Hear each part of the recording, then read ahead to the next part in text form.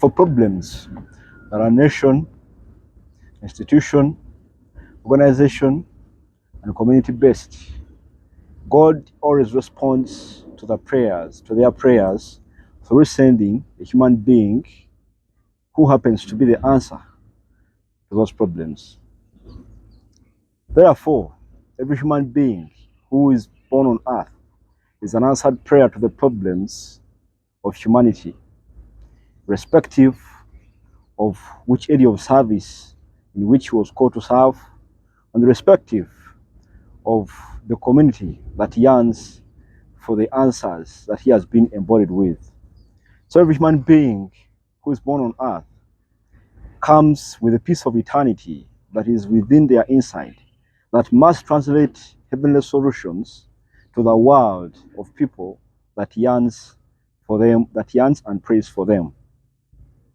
Every human being who comes on earth comes because there is a need that makes his birth necessary. So therefore, no human being on earth comes without a purpose. Everyone comes because there is a need that necessitates his birth. For example, heaven's response to the cry against Egyptian oppression by the Israelites was the conception and birth of Moses, who was called to deliver the nation of Israel from the yoke of oppression and establish a nation whose legal structures and the rule of law would reflect the governance of heaven.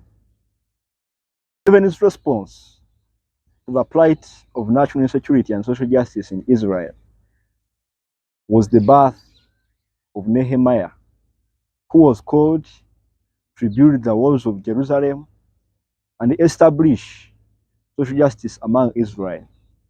Heaven's response to the cry of the Jews who are facing genocide in the reign of King Xerxes was the conception and the birth of Esther, who delivered Israel from the plight of genocide that would have claimed all of their lives.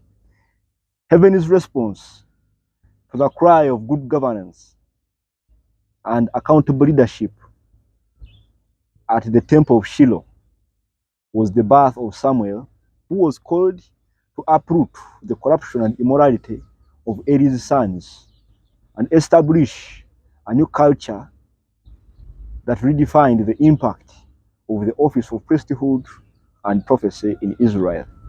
Every human being who is born on earth is not just a species that has to struggle for existence, neither survive by fitness, but rather an answer to the prayer of mankind that is supposed to create changes and divine solutions that are supposed to improve the lives of those people that are crying and praying to God for something better.